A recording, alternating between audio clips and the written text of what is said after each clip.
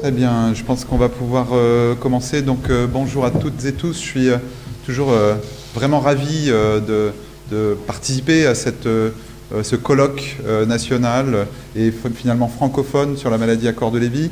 Je ne cesse de remercier l'association A2MCL et je pense que c'est très important pour ce qu'ils font parce que je pense que nous avons collectivement changé la face de la maladie à corps de Lévy en France et dans la francophonie depuis maintenant 5 ans, avec, je pense, une meilleure connaissance de la maladie, un meilleur diagnostic et probablement un meilleur accompagnement. En tout cas, on le souhaite. Et ce qu'on souhaiterait maintenant, c'est que dans tous les territoires, en particulier en France, mais aussi dans la francophonie, la situation puisse s'améliorer pour les patients et les aidants atteints de maladie à corps de Lévy. Alors, on m'a demandé de vous parler de la maladie à corps de Lévy avec faire un certain historique et puis ensuite des critères, l'historique des critères et puis quelques nouveautés. Et donc, je me suis mis dans l'esprit que finalement, j'allais vous parler de ce qui pourrait un jour se rajouter aux critères et qui nous permettrait finalement d'améliorer le diagnostic de la maladie à corps de Lévy. Un petit mot de rappel très rapide pour dire que finalement, la maladie à corps de Lévy qui probablement s'étend sur 30 ans, 40 ans d'évolution entre le tout début de l'installation des lésions et l'apparition des troubles neurocognitifs majeurs, l'apparition progressive de tout un tas de symptômes que je vais développer avec vous. Finalement, c'est une maladie à part entière et une maladie très particulière, une maladie très complexe, mais en même temps, une maladie qui est difficile pour les médecins à diagnostiquer parce que chaque patient ne ressemble pas à un autre. C'est-à-dire chaque patient est complètement différent, chaque patient est unique et c'est ce qui fait toute la difficulté pour les médecins puisque habituellement les tableaux cliniques se ressemblent et c'est beaucoup plus simple pour un médecin d'avoir le même tableau clinique qui revient parce qu'à ce moment-là il en a l'habitude. Alors, petit rappel sur les corps de Lévy, c'est en 1912 que sont décrits pour la première fois les corps de Lévy. Probablement chez des patients atteints de maladie de Parkinson, on n'en est pas complètement certain, mais probablement chez des patients atteints de maladie de Parkinson, à l'époque 25 patients. Et puis les corps de Lévy vont être appelés ainsi parce que monsieur Tretiakov, qui avait fait sa thèse sur Paris, Constantin Tretiakov, propose cela. Pourquoi il propose cela? Parce que c'était finalement Fritz Heinrich Lévy ou Frédéric-Henri Levet qui va décrire ces corps de Lévy en 1912. Il aura évidemment une histoire particulière puisque il était juif et il a dû donc partir d'Allemagne et cela nous rappelle malheureusement quelque peu les événements récents que nous vivons actuellement. Kosaka, et ça c'est un point important, Kosaka va lui, pour la première fois, décrire des patients atteints de maladie à corps de Lévy, mais il va les décrire d'une certaine manière après leur décès, puisque c'est un psychiatre et c'est en même temps un neuropathologiste. Il va dire, et très étrange quand même, nous avons des patients qui ont des troubles cognitifs, nous avons des patients qui ont des symptômes comportementaux et qui en plus ont des corps de Lévy, mais qui ont des corps de Lévy pas uniquement dans une zone qu'on retrouve dans la maladie de Parkinson, c'est-à-dire la substance noire, mais aussi dans l'ensemble du cortex. Et il va dire, là, il y a une nouvelle maladie. Donc lui, il va être vraiment novateur. C'est donc les Japonais, nos collègues japonais, qui clairement vont être novateurs par rapport à la description de cette maladie dans les années 70. Donc il va parler de maladie à corps de Lévy, il va parler ensuite de maladie à corps de Lévy diffus en 1984. Et puis, il y a une personne très importante qui est le professeur Ian Mackiss, qui est un collègue finalement d'origine écossaise, qui vit à Newcastle et qui va finalement rendre la maladie à corps de Lévy clinique. Il va la rendre clinique grâce à ce premier papier en 1992, qui ne seront pas encore les critères de diagnostic, on va dire, internationaux, mais des critères de diagnostic finalement que lui va décrire avec son équipe. Et ce qu'il va dire, c'est cela. C'est dans la maladie à corps de Lévy, ce que je constate, c'est qu'il y a avant tout des fluctuations, avec des périodes de confusion et des intervalles de lucidité. Donc on est évidemment chez des patients qui sont à un stade avancé de la maladie, mais il va tout de suite constater ça. C'est le point commun des patients atteints de maladie à corps de Lévy. Et puis, il ajoute qu'il y a au moins un de ces critères qui peut apparaître, des hallucinations, qu'elles soient visuelles ou auditives. Vous voyez, il était moins porté sur l'idée que ça puisse être purement visuel. Il dit visuel ou auditif. Il va y avoir aussi un syndrome extrapyramidal, ce qu'on appelle aussi le syndrome parkinsonien, Ou alors, et ça c'est un point important, une sensibilité négative aux neuroleptiques, c'est-à-dire que les patients s'aggravent sous neuroleptiques. Et enfin, et ça finalement c'est un critère, j'ai envie de dire, tout à fait gériatrique, hein, c'est-à-dire très centré sur la personne âgée, puisque c'est un syndrome gériatrique, des chutes ou alors des troubles ou une perte de conscience. Donc vous voyez que les prémices finalement des critères de la maladie à corps de Lévy nous décrivent assez bien la maladie à corps de Lévy, mais déjà il nous dit c'est au moins un des critères, c'est-à-dire tous les patients n'ont pas ces symptômes. Et puis les critères vont évoluer de 2005 à 2017 jusqu'en 2020 où vont apparaître les critères prodromaux, toujours sous l'égide du professeur Yann Makis. Donc voici les publications.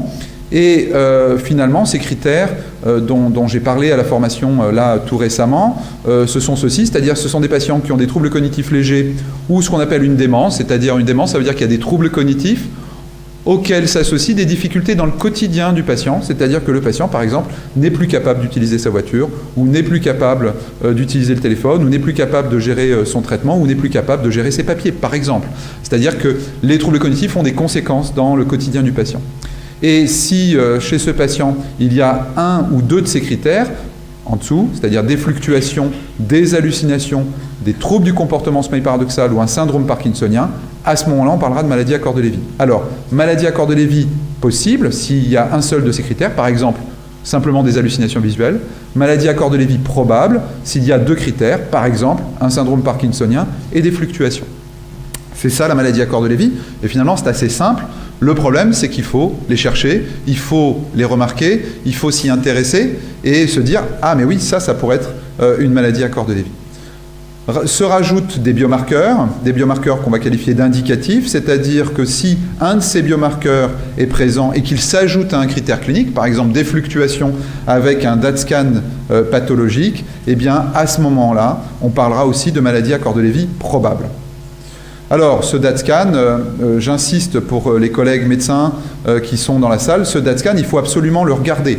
Là, vous avez un sujet sain où on voit bien de chaque côté ce qu'on appelle le striatum. Ici, vous avez un sujet atteint de maladie à corps de Lévy où vous voyez que le signal du striatum a nettement diminué, c'est-à-dire que le transporteur de la dopamine a diminué.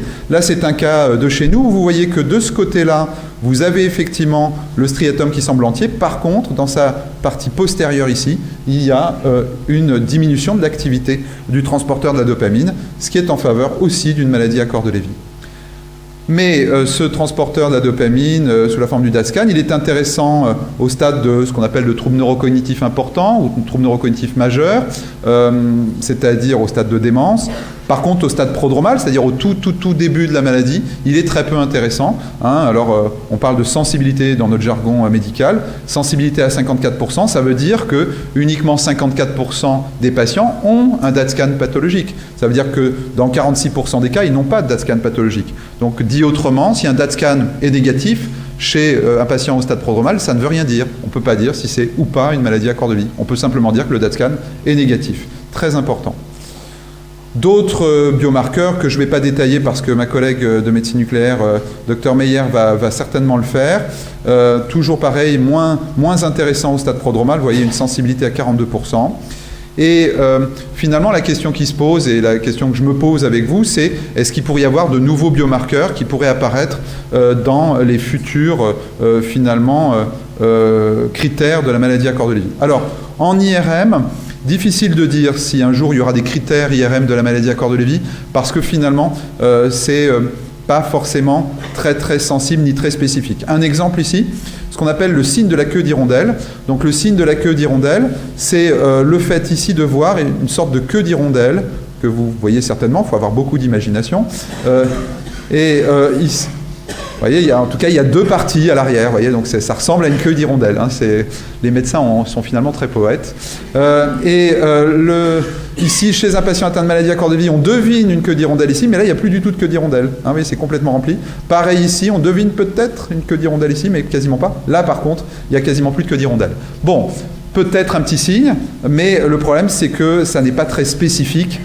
Donc, on retrouve aussi ce type d'anomalie dans la maladie d'Alzheimer, mais on en reparlera plus tard. Je vais peut-être vous expliquer pourquoi on retrouve ça aussi parfois dans la maladie d'Alzheimer. Les hippocampes, pas très intéressants. C'est pas ça qui va nous permettre de faire la différence entre maladie à corps de Lévy et maladie d'Alzheimer, et même parfois pas non plus par rapport à des sujets sains. Donc, on passe. L'insula, c'est ce que nous avons décrit, nous, au stade prodromal. probablement intéressant, mais individuellement pas certainement intéressant.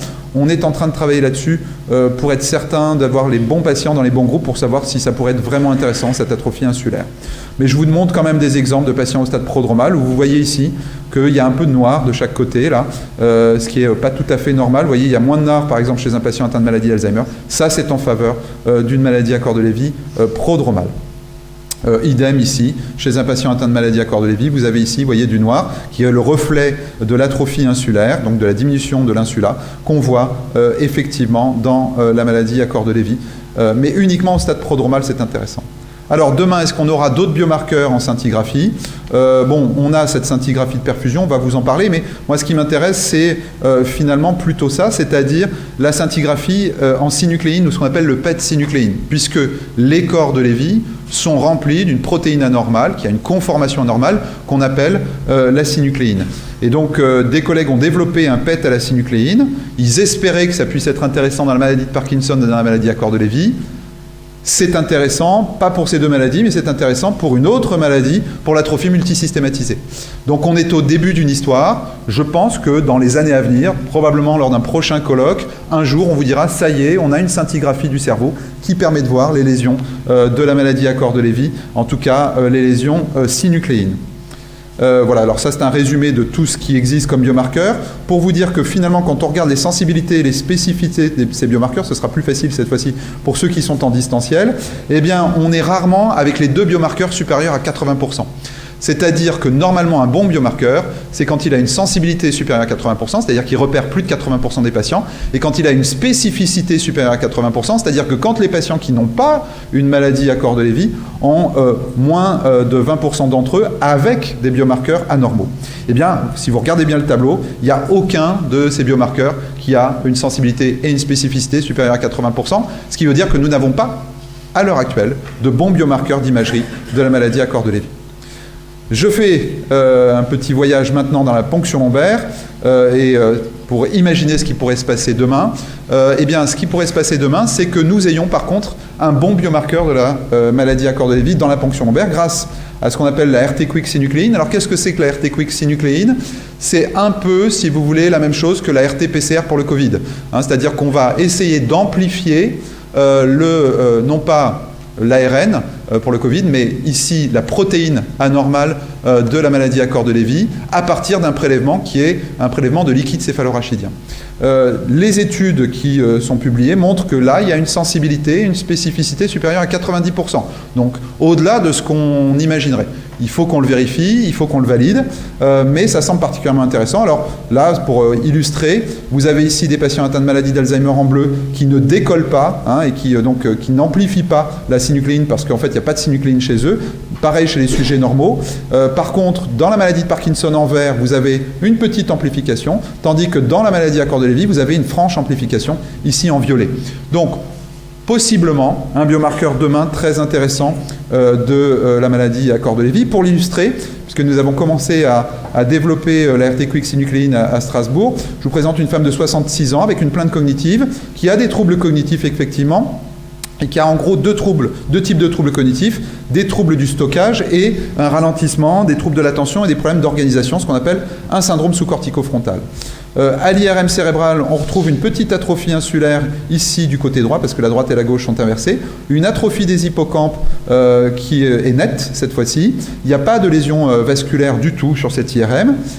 Quand on fait la ponction lombaire pour rechercher une maladie d'Alzheimer, on retrouve une maladie d'Alzheimer parce que vous avez une augmentation de taux, une augmentation phospho-taux et une diminution d'un rapport qu'on appelle A-bêta-42 sur A-bêta-40. Donc biologiquement, il s'agit bien d'une maladie d'Alzheimer. Donc nous avons conclu dans un premier temps à une maladie d'Alzheimer.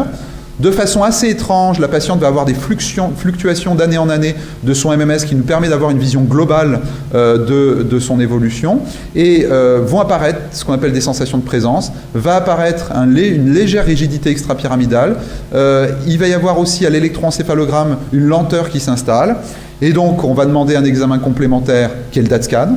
Sur le DaT-scan, on a une très légère asymétrie, vous voyez, à l'arrière là, du striatum. Ici, c'est normal, ici, ça semble un peu moins normal. Et On a fait la ponction lombaire, et à la ponction lombaire, on a retrouvé en RT-Quick une positivité dans 3 puits. Alors, peu importe, mais en tout cas, il y avait une positivité en RT-Quick de la synucléine. Et donc, on confirme que donc il s'agit bien, certes, d'une maladie d'Alzheimer, mais auquel s'ajoute une maladie à corps de Lévy.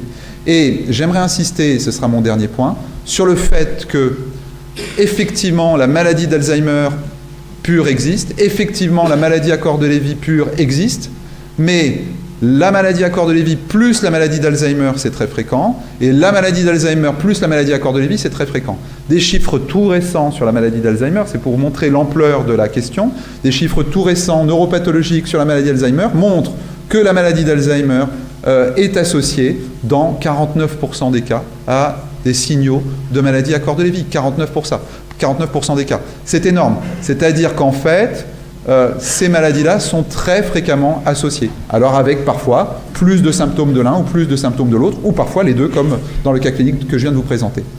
Voilà. Donc, en conclusion, finalement, ce qu'on constate en 1992, Ian Makis était tout à fait novateur. Hein. Il avait déjà vu, il avait déjà compris quels étaient les symptômes principaux de la maladie à corps de Lévy.